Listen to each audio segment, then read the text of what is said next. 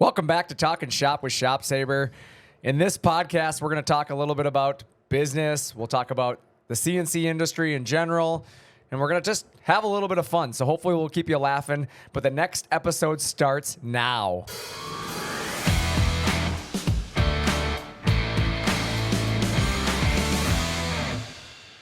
Thank you for joining us for another episode of Talking Shop. We are on episode 151. I am your host, Brandon Bombardo. I am here with Nick Peters. How's it going? Not too bad, man. Each week we hope to keep you guys entertained while we're entertaining ourselves because, well, we can all use a little entertainment in our life, right? For sure. So, kind of, and our goal here today is going to be bring some light to, all things CNC and business. And really, we're going to talk about some current events this week. We're going to jump into our topic of the week, which is going to be powering through challenging times. So I'm excited about that. And then we're going to get into my favorite segment, which is the internet is broken. That'll be fun. And then we got a few questions from you, the viewers. So we got questions or comments that we've seen from you guys before we're going to jump into our motivational quote of the week. And then we have a question for you, the audience, before we jump into our final thoughts. So with that, should we get started, Nick? Let's do it. Current event of the week. What was it? Kentucky Derby was one of them. I was going to say, I think our current event of the week was going to talk about how these close finishes this last weekend. The Kentucky Derby was like ridiculously close. I didn't see the end of that one. You didn't? No. Dude, it was like 3 horses, and I think the one stuck his tongue out. Really? I don't know. It was close. Heck of a way to win. It was pretty dang close. I watched like 8 of the races, Yeah. and then I got bored with it and turned on golf and then forgot to go back and watch the race. So you watched all the other stuff, but Yep. not the actual Kentucky Derby. Correct. Yeah. That's awesome. No, it was like super close. It was a 3-horse race at the end, and it came down to a photo finish between all 3. And did they say the winner by a tongue is? No, that's why I said it, because it reminded me of the movie Cars. Oh yeah. When Lightning McQueen sticks his tongue out. That's so, funny. but it was like super close. But then it gets done. Everybody's like hooting and hollering about how close of a race it is. And then Kyle Larson from NASCAR is like, "Hold my beer. Let me show you a close race." And they have the closest finish in NASCAR history. I do have a question about that. Yeah. Because I didn't see the end of it live. Right. But I heard about it and then saw on Twitter that somebody drew a line on the finish line saying it wasn't straight. Right. They're 100% right. The finish line is not straight.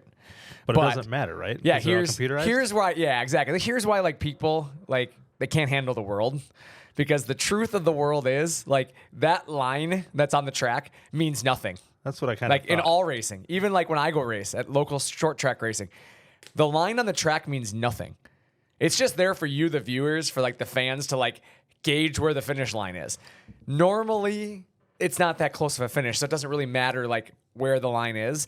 But there's actually, if you go look on the infield, there's actually a camera system that basically points up towards the tower. Yep. And it draws a computer generated line. So it's, a lot of times a red line or a black line that it generates digitally. So when it captures the picture, there's a line and you can see where everything is in conjunction to the formal line.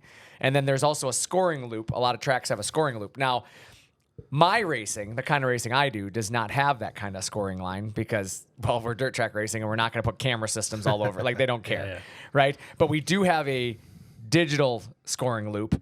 So we basically have transponders on our car. And when you cross over that line, it trips the line.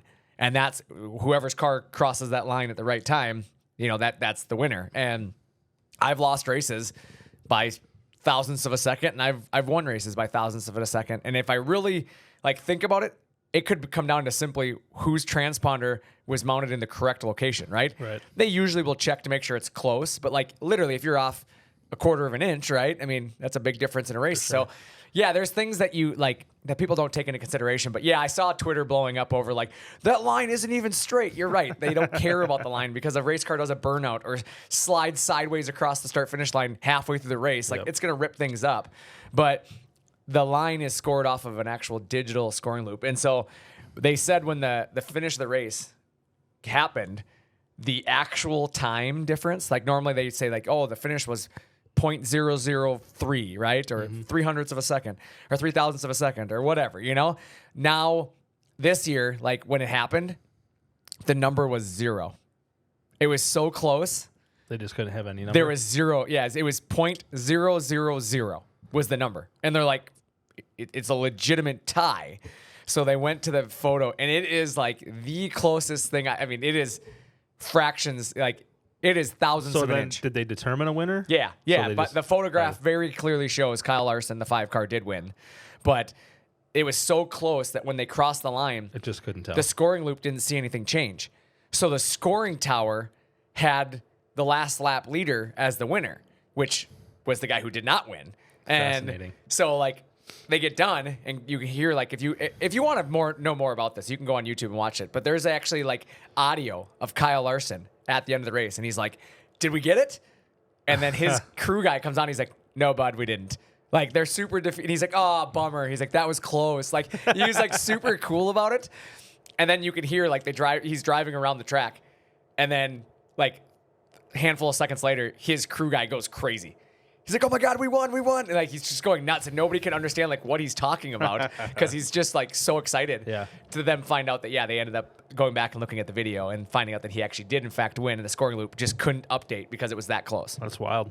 So that was our current event. That it was just that wild that, close events. And, my thing, what it made me think about is being so close to success. Just imagine being the person that nobody remembers in 5 years. Right. Nobody's going to remember second place in 5 years in any of those races. No. Nobody is going to be like, "Oh yeah, so-and-so." Like you don't talk about that. But you will always, your name is etched into history for being the winner of that race. Correct. Or at the Kentucky Derby, same thing. Like 3 horses. Is anybody going to remember the third horse? No. They might remember the first 2, but like, man, just imagine being that close to like success, and then like in 5 years it might not matter. Nobody even knows who you are. Yeah, so that's what I wanted to talk about, because I was like, that's just crazy. It's fascinating. It is. Like it's like to think after all of that time, like those guys go around the track 250 times, and then it comes down to that 400 miles. Yeah, it's like you go 400 miles, and it comes down to that line, at the end. Just depends if you cheated enough to move your transponder far enough forward. Yeah, but that's not cheating, because that's within the rules, right? A little gray area. Yeah, it's gray area. But no, the crazy thing was like, and honestly, I'm a huge race fan. Some people listening to this are like, just move on. I don't like racing, but too bad.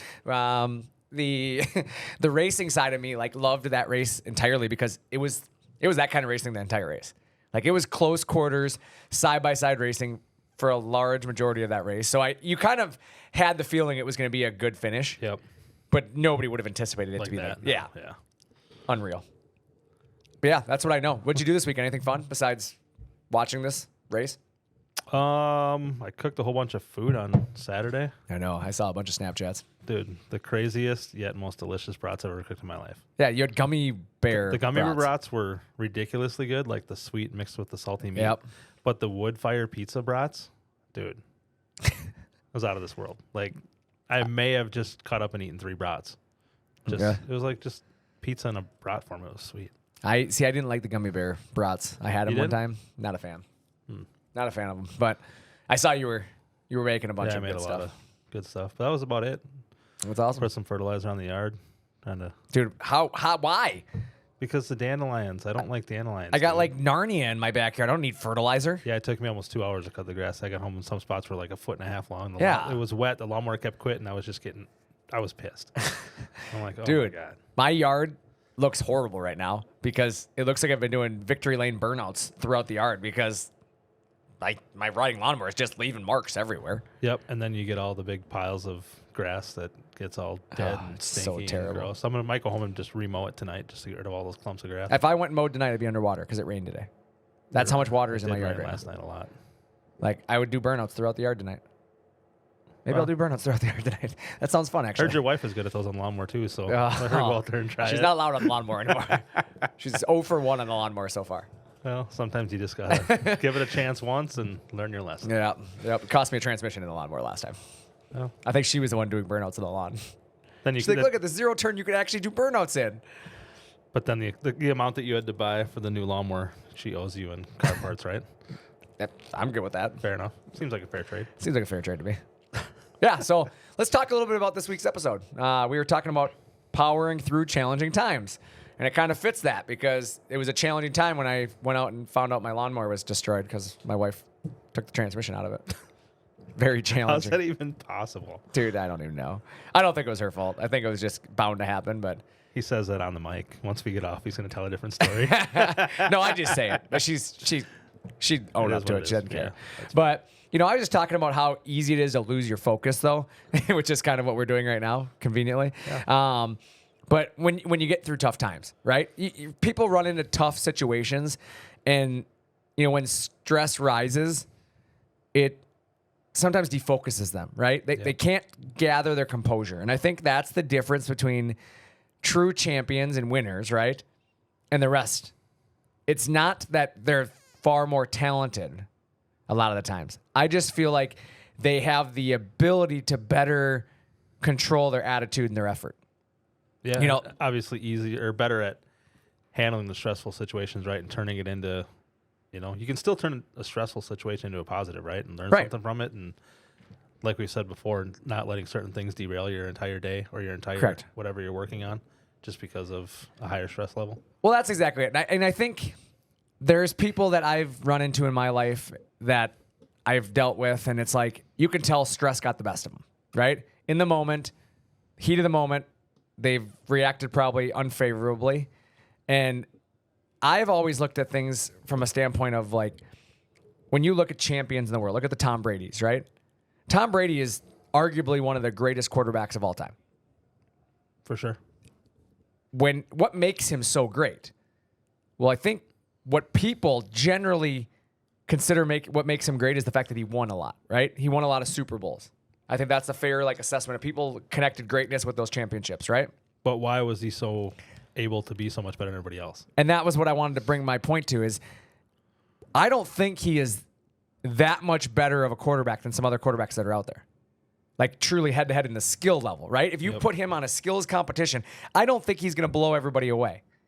I think that's kind of across the board in sports, really. Right. If you think about it. I mean, the top players in all sports, I don't think there's a giant gap between mostly, like you said. Right. It's just the way that he handled situations. Like, he had the attitude of, like, if they were behind in the game, there was one thing that you always could tell, and you knew with Brady, is that they were behind going into the fourth quarter of a game. It didn't really matter. You always knew that at the end of the game, they were going to have the chance to win or take a possession down the field and score. And that was just because of the way he looked at things, I think. And that's what I ask, is that I see a lot of that in a lot of the successful sports players, right? I'm using sports because it's easy for us to relate to, but I think you can look at this in any facet of your life. But my point being is that the Brett Favres, the Aaron Rodgers, the Patrick Mahomes, right? These players are the ones that put the ball in their hand at the end with a chance. For sure. Right? Like, they have the confidence in themselves to do, and they are so confident and they're so capable of doing it. They beat teams sometimes by allowing the team to beat themselves. Absolutely. Like, how many of you as fans have watched a game where you're like, we're going to lose this. We're going to lose it right now. And it's like the attitude that you have there, you're already assuming that your team is going to fail you, right? They're going to let you down. Because we're playing against Brady. Like, Brady wasn't that much better all the time, but he had the confidence that he was that much better. Correct. Head to head, he probably was not a lot different than some of these, these other players out there. And I think, when you look at your business, you have to think of that the same way. Like, having success, creates confidence, of course. But I think the biggest thing to remember is that every single person, every single business is going to go through challenging times. For sure. One bad moment, as we've talked about a couple weeks ago, doesn't constitute a bad life or a bad job or you know what I'm saying? Like, yeah, you're having a moment and we move on, right? We talked about that in our motivational quote a couple weeks ago, or last week, actually, I believe it was. But my point being of that is that, like, you have to find a way. You have to find a way, not somebody else. You have to find a way to power through those challenging times. For sure. And I think, going back to the sports analogy a little bit, I think there's guys like Brady and Mahomes that they just make the other people around them better. Right. And they make those people in those situations thrive and be good. I agree with that to some extent. I think that they're leaders, right? Yep. I think good leaders build good teams, or make good teams. But I also believe people sometimes don't hold themselves as accountable as good leaders do, right? A good leader I'm going to be honest, they may yell, right? They might yell once in a while in the heat of the moment. They might get excited. They might have a lot of passion. I don't think because somebody gets worked up that makes them a bad leader. Not at all. I think there are people out there that instantly believe that, right? Oh, he yelled at me. He got on me, you know. And I want you to hear that. If you're an employee and you're thinking about this, like, has your boss yelled at you? Has something like, does that make them really a bad person? No. A lot of times, they're allowing their emotions to you know, come out in that moment, and sometimes it takes that to make somebody realize I can do more. And you see it with the Bradys. You see it with the Mahomes. Watch them in a football game in the fourth quarter down. They're not going to sit there roses and sunshine and pat everybody on the back and say it's okay. At that point, you see them. They have that fire in them. They start kind of getting people riled up. They're trying to spark something inside everybody. For sure. And I think that applies, like you said, it applies to business. If you have a boss that yells at you in the heat of the moment or something that's going on, like you said, it doesn't make them a bad leader, a bad person, because it'd be different if they did that all the time. Correct. And that was like how they operated and did that stuff all the time. But if that's standard communication. Right. But if you in that situation, if it comes out and, you know, the other 99% of the time, it's a great person to work for. Right. And they just sometimes express, you know, their attitude in a little different way. I don't think that makes them a bad person at all. No, exactly. I would say that, you know, some of the greatest leaders I've ever worked alongside are those type of people. Yep. They've had that fire. They've pushed me. They didn't allow me to give less than my best. And that meant sometimes I needed to hear the uncomfortable things. I needed to be told that I could have done more, that I should have done more, that they expected more. Sometimes it's uncomfortable to be told that we didn't do something right, but it's a necessary part of growth. And again, it's a challenging time, right? It's always a challenge when you fail. It's always a challenge when you're short-staffed. It's always a challenge when you're not being profitable. Those are challenges. Now, how do you move forward? How do you power through that to solve the issue and become better so that situation doesn't repeat itself? It's a good question.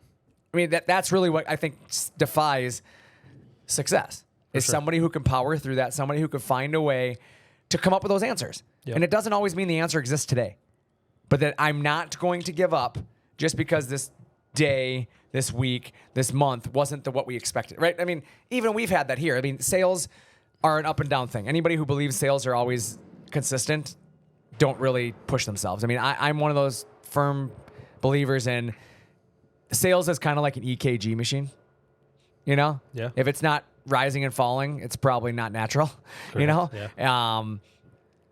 But you're going to have good months, you're going to have bad months. But generally, the heartbeat of your business is, what does the year look like? Right. The overall picture. Right.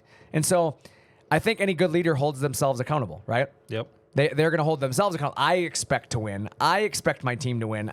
I know what my team is capable of, and I'm going to push them to be their best. Correct.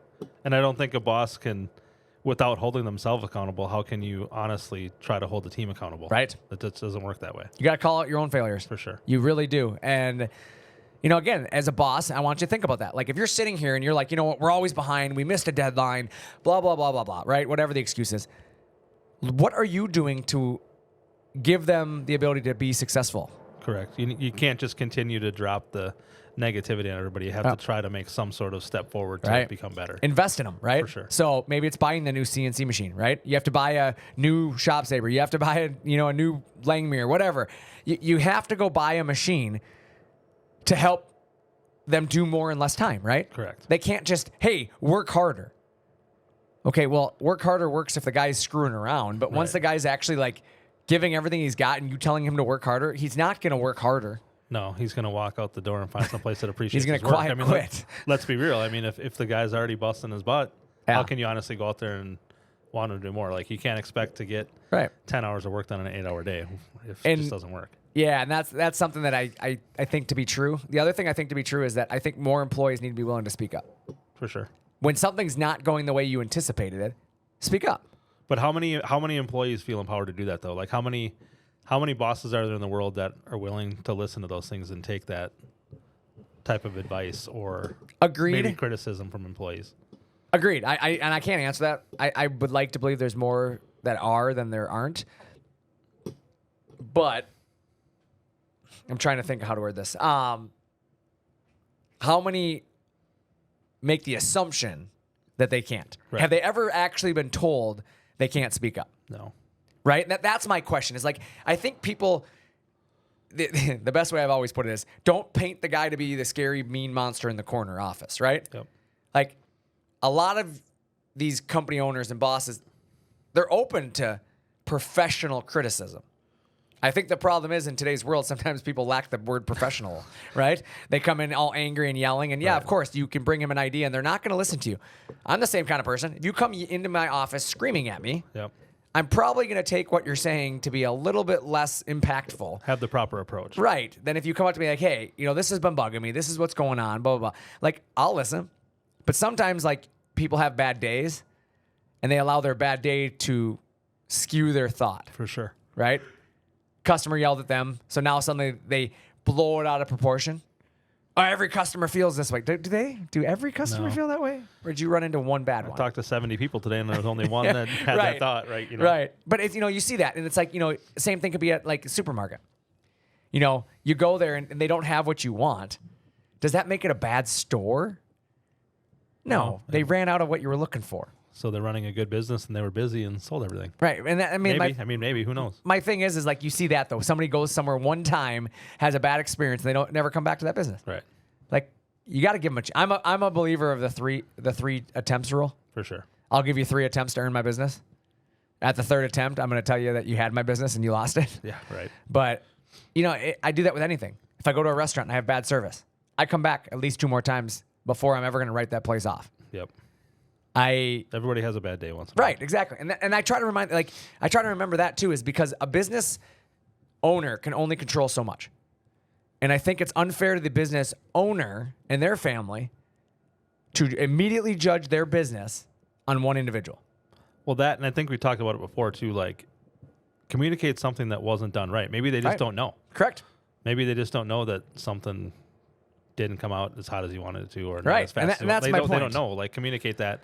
But again, communicate that in the proper way. Right. And don't just hop online and anonymously say how bad they suck and whatever. Yeah. Like actually have a face-to-face conversation with somebody and just talk to them nicely about it and say, hey, thought maybe you'd want to know for next time in case this, you didn't know this was happening. Yeah, that's my point. That's exactly what I was trying to say, is that there's so many, and again, this isn't a ShopSabre necessary thing. This is a business thing. Be a business owner for a moment and think about your business and what can we do to be better, right? But part of that is, how can I be a better leader?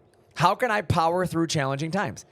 Maybe we're not as busy as I thought we would be this time of year. Maybe our profits aren't where we thought they were. Maybe sales are too high.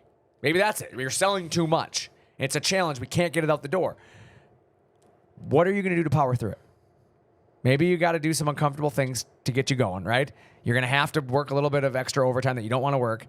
You got to give up some family time, whatever it is, to get you where you need to go. But then what are you going to do to rectify that situation permanently? Correct. I'm going to buy a ShopSabre. That's what I'm going to do. ShopSabre.com. Be a really good first step. Yep, I don't understand why you wouldn't do that. So I think we've talked about that one. I want to talk a little bit, though, kind of along the same lines about the internet being broken. I think we have 2 internet being broken today. But I want to talk about one real quick because I had planned this one out a little bit before we found the internet broken last night. But kind of along the lines of the train of thought I had with the powering through challenging times. Did you watch the roast of Tom Brady? One of the funniest things I've watched in a long time. Not even kidding. It is pretty funny. I started rewatching it last night. Yeah, it's pretty solid. So the thing that I thought was funny is Eli Manning. Did you see Eli Manning's post online? Yeah. And the dude is like, he's very underrated for how funny he is. He's hilarious. Absolutely hilarious. So the joke came up about how Eli Manning wasn't at the roast. And Eli Manning posted, I thought about attending the roast of Tom Brady last night, but I did not want to roast him for a 3rd time. And I thought it was quite genius, quite funny because it's like obviously he's beat him twice for a Super Bowl, and it was pretty good that when I saw that, like I'm like that's a pretty good thing. But internet's broken, man. Like for a celebrity to go out and just say that, like you're just calling a dude out for beating him, like right. Dude still has 7 championships. Dude still has countless records. I don't know that you've ever roasted him. Yes, you've beat him, but I don't know if I'd call it roasting. Right. You had plenty of other teammates helping you get there, right? Right. You had a internet's broken moment this weekend. Yeah, I was trying to find the exact quote or the exact thing that it was. I don't exactly remember. I wish I had a better memory, but I'm too dang old for this. I think what it boiled down to is... Yeah, we'll do an overview of it. There was some weather going on last night, right? Right. Around the area, and there's people that feel the need to like comment or message on my weather page asking what's going to happen like in their neighborhood. Yeah. Like with the weather. Yeah. Like, is this storm going to hit this part of Elk River? Like, well, it might, but it also might not. Like, Yeah. I don't know what to tell you. Like, it's just, and people get annoyed that they won't just like do a specific forecast for Rogers, Minnesota. Right. Like, people just, I don't know. It's just people don't understand like how it works. Like, things change. It's weather. They change. They go different directions. They fall apart. The storms don't happen. It turns into just rain and not thunder and lightning, and people get annoyed. It's just there was one certain person that was really annoyed saying that my page isn't even worth being around because I can't nail it down to a certain city or a certain block or zip code or whatever it was. And I was just like... I read that comment, and it was one of those cringe-worthy moments. I read it, and it was like, this page is not relevant at all. They don't tell you anything. And I'm like, wait a second.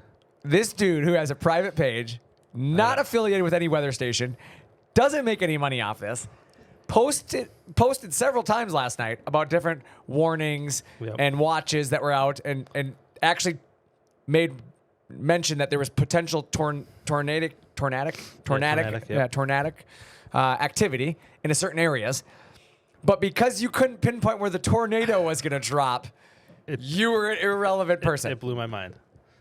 It was one of those ones where I just like said a couple words and I just knew that everybody else would just pile on. So I just had to step aside. And my favorite comment was when she's like, I'm not around the area. I'm trying to find out for my husband. And your response back was, I'm sure he has a phone. I'm sure he has like, what?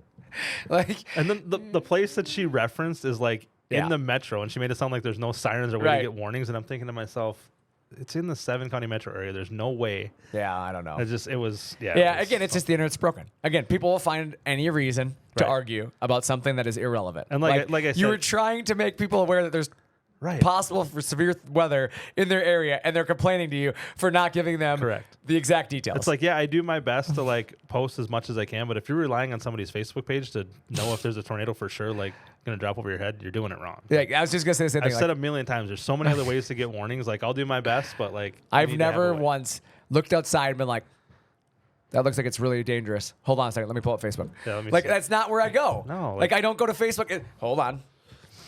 Yeah, no, that's definitely danger. Like, no, I don't. Yeah, like, no, I'm sorry, I don't do that. So, again, going back to the internet is broken.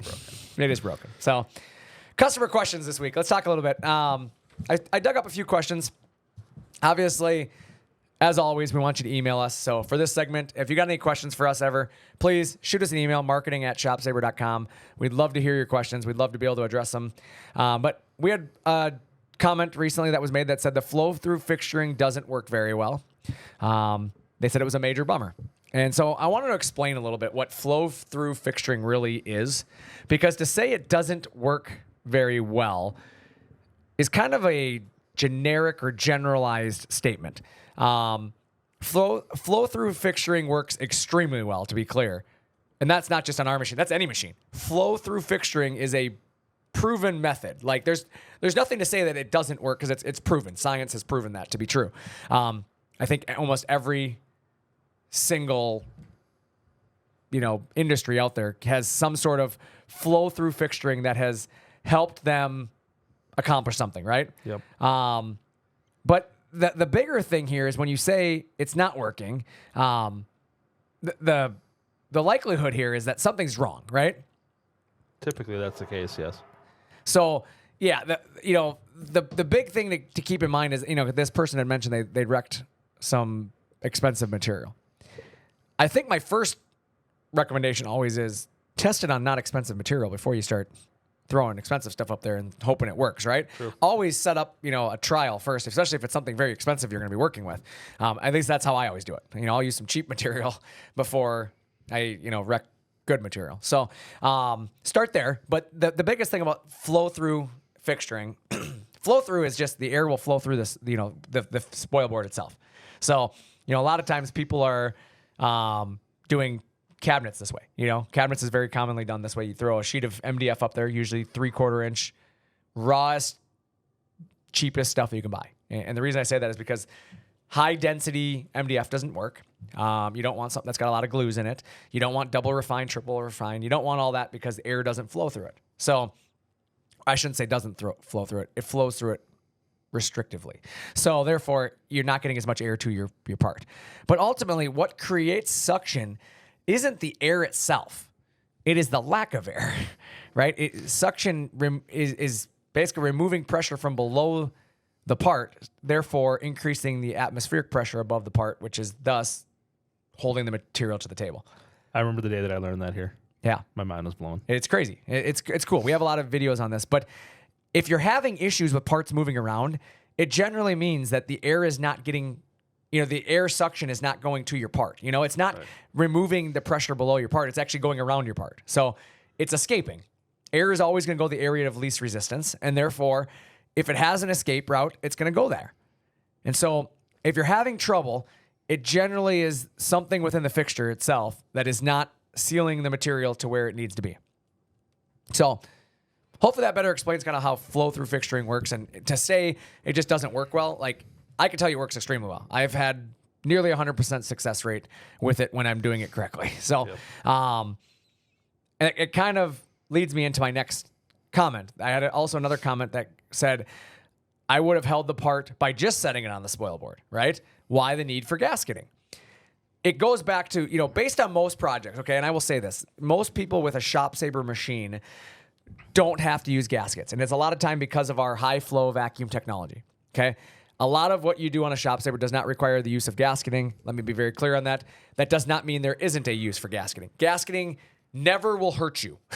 Let's put it that way. It only helps. So it's one of those things where people add gasket when there's a concern that maybe their pump isn't strong enough, right? Maybe they have a lower entry-level pump. Maybe they have a really small piece of material. Maybe you have a 5x10 machine, but you're cutting a part that's 3 inches by 3 inches. Yep. Okay? You're going to have to do something to guarantee the suction gets to that part. And some of that is simply gasketing off around the material to ensure the air cannot escape or leak out. Going back to my flow-through fixturing, if the air is not going to my part, it's not going to be holding the part, right? Correct. So the lack thereof, direction is where it's going to cause my parts to move. So why need the gasket? Well, the gasket is going to help me achieve better hold down. 100%. Reduces my risk. And risk assessment is always a good thing in business, right? That is correct, sir. All right. My last one. ShopSabre, bless me up with a CNC, please. That's my favorite. Honestly, I think we do that already. I think when you consider how much support we give away for free with our machines, when you consider the amount of training we include with our machines, the programs that we have in place, whether it be the tutorial videos, whether it be the university videos, whether it be, the phone support, whatever, all of that stuff, I believe, is kind of a blessing when it comes to CNC machines, right? Absolutely. Compared to what you see from, yeah, for sure. You've seen the complaints about competitors and their lack of support and what's out there. So I believe the statement, ShopSabre, bless me up with a CNC, please. I can't give you a machine. You know what? They always say, I can lead a horse to water, but I can't make it drink, right? For sure. We've given you all of the information on our website. We've given you all the ways to become successful with your machine, right? We've given you the tools to be able to use your machine. It's really up to you now to put the time in and the effort in to actually learn it and make something of it, right? Develop your business plan. Well, and on top of that, I think, like you said, appreciate everything that comes along with it. Right. That doesn't come along with other machines that you may or may not purchase. Right. I mean, that, like you said in itself, that is kind of the blessing that comes with that machine, right? Right. The kind of the security blanket that you have. I love that. You know what It's I mean? a security blanket. Yeah. Everybody likes their banky. I mean, we have, tons of customers that are brand new to this and super nervous going into it and making that decision. But knowing that they always have us here just a phone call away, whether it's, help them with setting up a tool, setting up whatever, spoil board, anything. They're just a phone call away and they don't have to worry about not having any help with that stuff. Agreed. Yeah, and that's exactly it. It's just, we try to do a lot to bless people and help them and take care of them.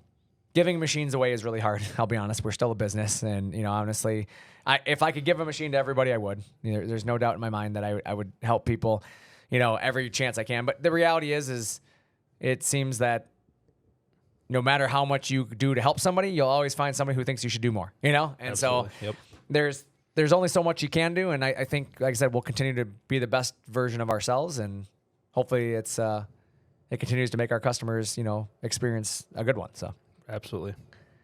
Motivational quote of the week time. So this week I picked one that I felt fit this week's topic. And that was, if there is no struggle, there is no progress. It's a good one. Yeah. Just remind yourself that your struggles are because you're progressing, right? Yep. People don't generally struggle with something they've done a lot, right? Correct. People don't struggle with something they're good at. And you learn something from struggles. Right. And that's my point, is that's progress. So if you're really, really good at something, you rarely struggle with it, right? Correct. So you're generally going to find your struggles in areas that maybe you are learning or you are, educating yourself in. Yep. So it's okay to struggle a little bit. We all Just do don't it. give up. Correct. Don't give up because of struggles. Power through. Power through it, right? So power through it. And that's why I said, if there is no struggle, there is no progress. So this week, remember that all week long. When you find struggles in your day, your night, your weekend, whatever it is, maybe your kids are being a pain in the butt this week. They're struggling. No. Kids don't do that. They're not pains in the butt, right? They're all nothing but fun. Yes. Just remember that if they're struggling, it's because they're progressing as well, too. Correct. Help them. Motivate them. Help your employees if they're struggling, right? Help them progress through whatever they're doing. Help them see the progression, right? It's kind of funny. That reminds me of last night playing catch with Drew with the football in the yard. I threw one that went right through his hand and smoked him in the forehead. Yeah. Left a big red mark on his. Got him. I'm like, oh, it's going to teach you to be better with your hands around the ball and not let it go right through, right? So That's the it's truth. Perfect. I think every dad has smoked their kid in the face with football once in their life. It's like the greatest moment of your Then he life. fell on the ground and like threw his arms to the side like he was unconscious from it. Yeah. Then he gets up laughing. He's like, "Is my forehead all red?" I'm like, Oh, yeah, you got might- lucky. I'm like, "You might have a black eye tomorrow." And he's like, "I better not." He got up laughing. Oh yeah. My kid got up crying when I hit him in the face with football last time. Well, everybody reacts a little bit differently. Yeah. My youngest, he got smoked in the face, and it was just pure tears. But you probably threw a nice spiral. I threw like a Christian Ponder duck that You threw kind a of hit duck, the whole football at the side of his face. So it I wouldn't say mine was a nice spiral. I mean, it wasn't a terrible throw, but yeah, I remember it like it was yesterday. It was straight to him, right on the hands. Hands are in front of his face, straight through, smoked him between the eyes, straight to the ground he went. It looked like a headshot, just down. Down he went. Down goes Frazier. Nice catch, Troy Williams. And I literally, that's all I said to him. I felt like the next statement out of my mouth shouldn't have been, "Are you okay?" Like my wife expected it to be. Yep. It was, "You think you could have caught that one?" Like, I mean, come on, kid. It was to your hands. Yep. He got up a little upset at me. Didn't want to play catch anymore. I don't understand why. I should have been the one not wanting to play catch anymore. I can't throw perfect dimes and not have you catching them. Good thing you threw a football, not a javelin, right? Right. That's what I You'd told be in him. trouble. Like, it wasn't a sword. Right. Like, come on, get up. So now that kid, that same child of mine, he signed up for baseball this year. Awesome. So now we play catch every night. He's like super into baseball. I don't know where this came from. Nick, I don't know a thing about baseball. I barely know the direction of bases you're supposed to run. Like I'm not good at baseball. I'm like, okay, first, second, home. Just don't volunteer to coach, and it's somebody else's Oh, I'm problem. not. Trust me. They're already like, "Oh, you're gonna coach." I'm like, not a chance. I don't know the rules. I know nothing. Just remember, don't even offer to help because Yeah, I did that last year. I'm not even going. I'm going to the games only. But yeah, no, my kid's super into it. But I'm like, I was thinking to myself, and it's funny that you brought that up because we were playing catch last night. I'm like, man, if he misses this one, Yep. this one will give you something to cry about For sure. because this is gonna hurt. Like he's got the world's hardest baseball too. Like, yeah, I know they make the like softer ones, you know. Yep. Yeah, no, he's got like professional baseball that he wants to play with every night. I'm like, dude. So I'm like giving him like these loft, you know what I'm saying? Why like, are you throwing it underhand? yeah, Dad? he's I like, can Dad, catch it. Dad, throw it faster. I'm like, last time I threw a football faster, Yeah. You might lose a couple. you teeth. went down. Yeah. Yep. So no, that's funny. But there's your motivation for the week. If there is no struggle, there is no progress. All right, what's our question for the audience this week, Nick? Take it away. Do you prefer to be busy with mandatory overtime, or do you want to be caught up working on a week-by-week basis, and why? It's a good one. Yeah. I would rather be busy with mandatory overtime, personally. And the reason I say that is because it's consistency. I like consistency. Sure. And if I know it's just mandatory overtime, like I'd rather be so busy that we just are not caught up. Yep. Versus a week-to-week basis, you always feel like, what about next week? Like you kind of have that in your head all the time. Right. But I guess it's easy to say that when you're looking at it from a business standpoint, because obviously, from a business, you always want to have that backlog of work. But you think about it from a personal standpoint, it's sometimes nice to be able to go enjoy family time and do things because you don't have that mandatory expectation to be there. Correct. So I guess I don't know that I answered it. I think I can see both sides of it, I guess, really. But like you said, if you're just kind of being caught up on a week-to-week basis, I mean, is the next week, are you going to only have 4 days of work to do because you're so caught up? Where, like you said, if you have the mandatory overtime, you're working late, not being at home with the kids, hitting them with baseballs in the face and stuff like that. But I don't know. Maybe you could have like an every other week balance. I don't know. That's not the question, though. The I question know. was, do you prefer? It's not an easy one to answer. That's what I'm saying. That's a difficult one. Because you don't want to have necessarily mandatory overtime all the time. Right. But you obviously don't want to be wondering week to week if you're going to still have enough work to do to come in every day. So you, the listeners, we want to hear from you guys. Tell us your thoughts. Put it in the comments section. No matter what you're listening on, whether it's YouTube, Facebook, wherever you're watching or listening to this, MySpace. Yeah. Make sure that you're putting your thoughts. Honestly, we'd love to hear your answer to that question. Which one is it? Busy with mandatory overtime or caught up week to week, and why? So just busy enough to have a little bit carry over into Monday from Friday. Busy-ish, but not overtime-ish. Yeah. I don't know. Again, we're still on the fence. We're still on the fence. Dang it. Final thoughts. Let's just talk a little bit about, we've kind of gotten to the end of this episode. Let's talk about final thoughts here.